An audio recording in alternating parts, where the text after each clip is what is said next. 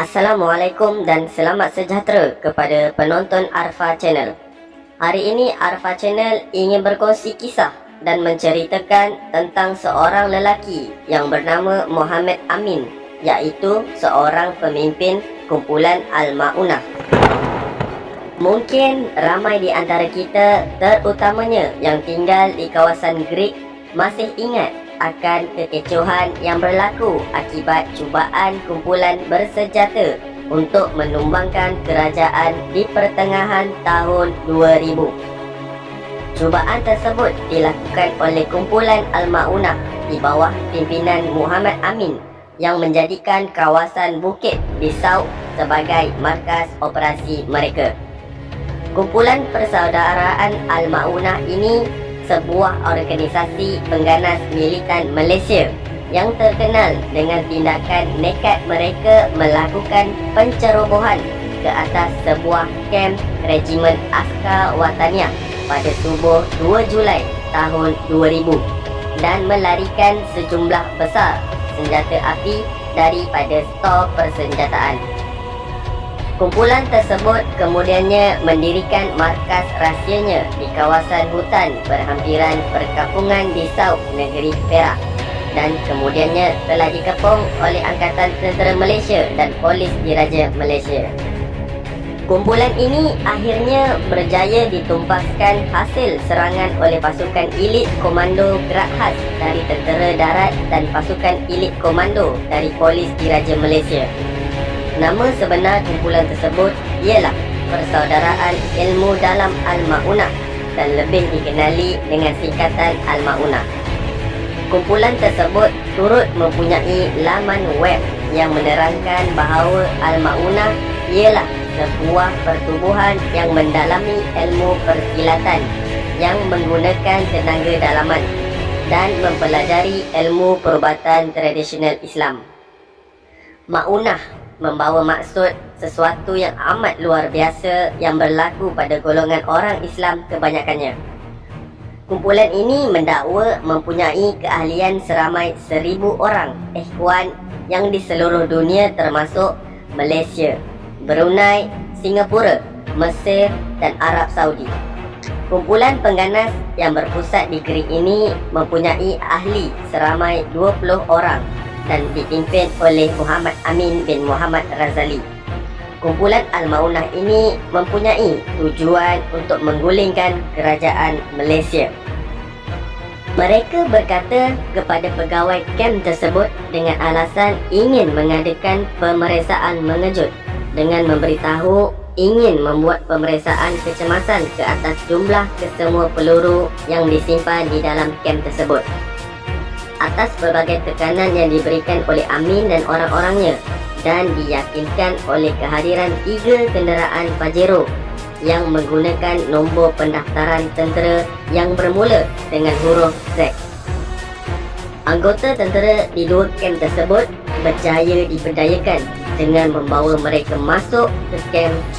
Setelah membantu kumpulan itu membawa senjata-senjata itu ke dalam 3 unit kenderaan Pajero, mereka berjaya melarikan sejumlah besar senjata api dan peluru, iaitu 97 laras rifle M16, 2 laras rifle AUG, 4 senjata machine gun kegunaan AM, 6 laras machine gun ringan, 5 pelancar bom tangan M203, 182 kelopak M16, 8 laras tambahan mesin gun kegunaan AM, 3 laras tambahan mesin gun ringan, 26 bilah pisau bayonet, 9,095 butir peluru berkaliber 5.56 mm dan 60 butir peluru bom tangan berkaliber 40 mm.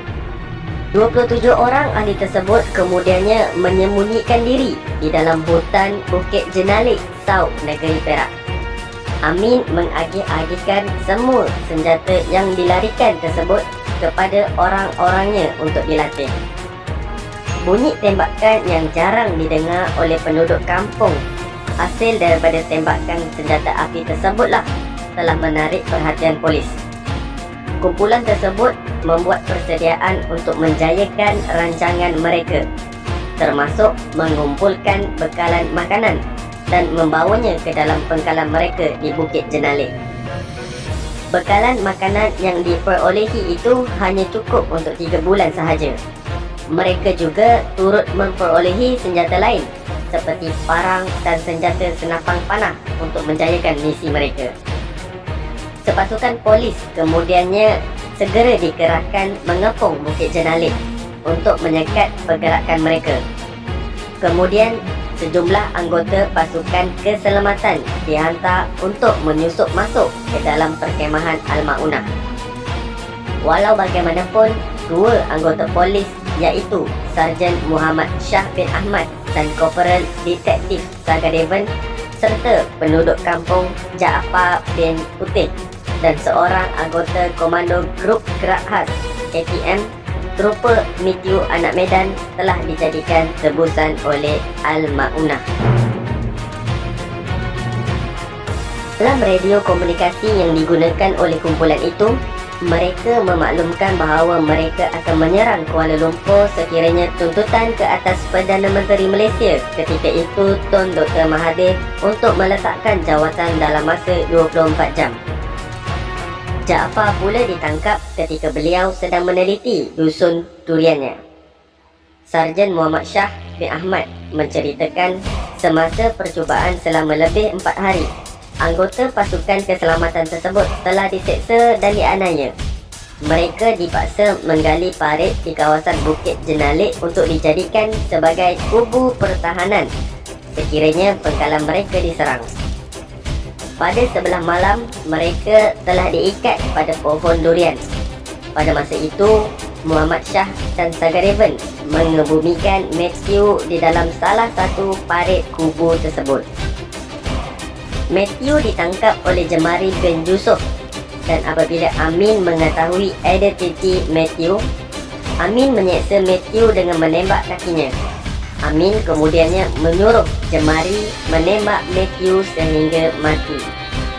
Pada pagi 5 Julai tahun 2000, seorang anggota Al-Maunah, Abu Bakar bin Ismail, telah ditembak oleh pasukan keselamatan. Sebagai tindak balas, Amin dan rakan-rakannya bertindak membalas tembakan tersebut. Semasa tembak menembak tersebut, Sagadevan telah ditembak mati. Mayat Sagadevan kemudiannya dikebumikan bersebelahan dengan Matthew oleh Muhammad Shah dan Jaafar. Kumpulan Al-Maunah kemudiannya menyerah diri dan pimpinan yang dikatakan orang yang mendalangi percubaan untuk melancarkan pemberontakan menggulingkan raja. Muhammad Amin kemudiannya menyerah diri. Sebelum itu, beliau yang bersenjatakan rifle M16 telah menarik kola pakaian Lieutenant General Zaini Muhammad Said, Komander Tentera Darat Malaysia, dan cuba untuk menembak dari jarak dekat.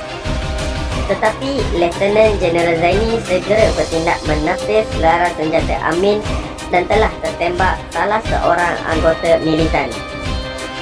Lieutenant General Zaini kemudiannya dianugerahkan ingat Seri Pahlawan Gagah Perkasa atas keberaniannya dan sumbangannya menamatkan keganasan tersebut tanpa mempedulikan nyawa beliau.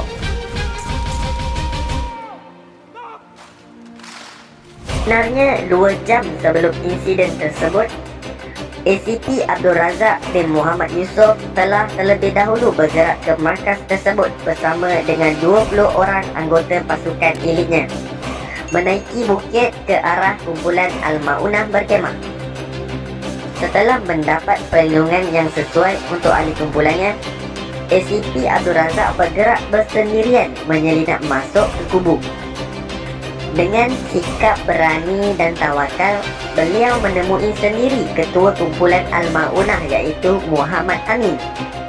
Maka berlakulah perbincangan dan perdebatan secara ilmiah antara ACP Abdul Razak dan Amin yang mengambil masa selama 2 jam.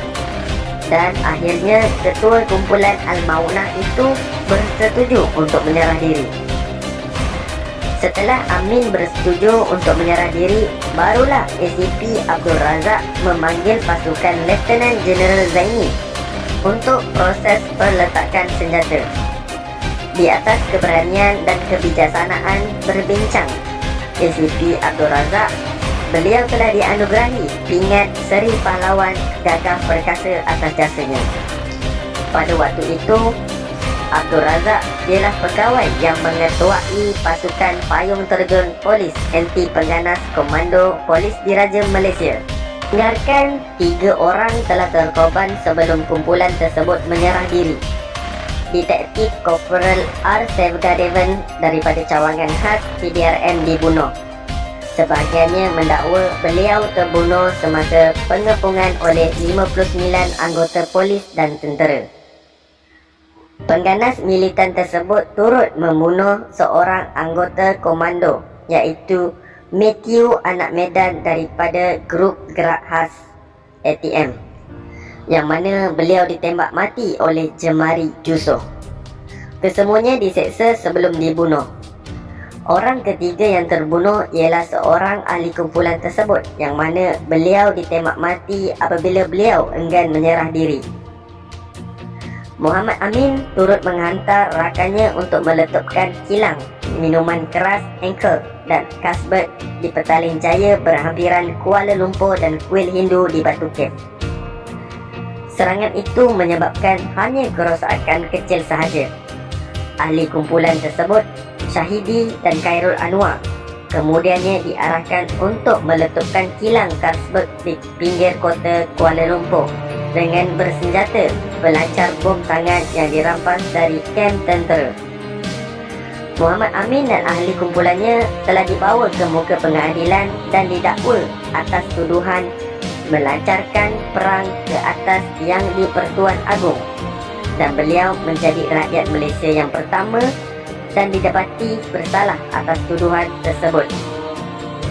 Amin dan 2 pengikut kanannya, iaitu Zahid Muslim, bekas komando polis, dan Jamaluddin Derus, telah dijatuhi hukuman gantung sampai mati. Manakala 16 pengikut yang lain dijatuhi hukuman penjara seumur hidup.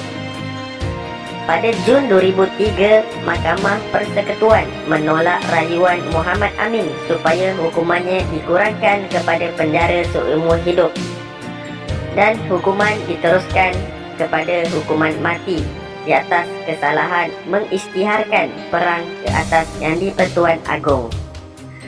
Megat Muhammad Anafi Ilyas, Muhammad Noksyah dan Cik Mansur, Ridwan Ibrahim, Azlan Abdul Ghani, Syahidi Ali dan Khairul Anwar masing-masing dijatuhi hukuman 10 tahun penjara oleh Mahkamah Tinggi selepas didapati bersalah atas tuduhan khianat. Mereka pada asalnya dituduh dengan tuduhan melancar perang ke atas Yang di-Pertuan Agong, yang mana tuduhan boleh dikenakan hukuman mati atau penjara seumur hidup. 15 pengikut Al-Ma'unah dibebaskan dari tahanan Akta Keselamatan Dalam Negeri ISA pada 24 November 2003. Walau bagaimanapun, pembebasan mereka tertakluk dengan syarat yang ketat, termasuklah hanya dibenarkan berada di daerah tertentu sahaja. Diwajibkan melapor diri ke balai polis setiap minggu dan dilarang keluar rumah dari pukul 9 malam sehingga 6 pagi keesokan harinya.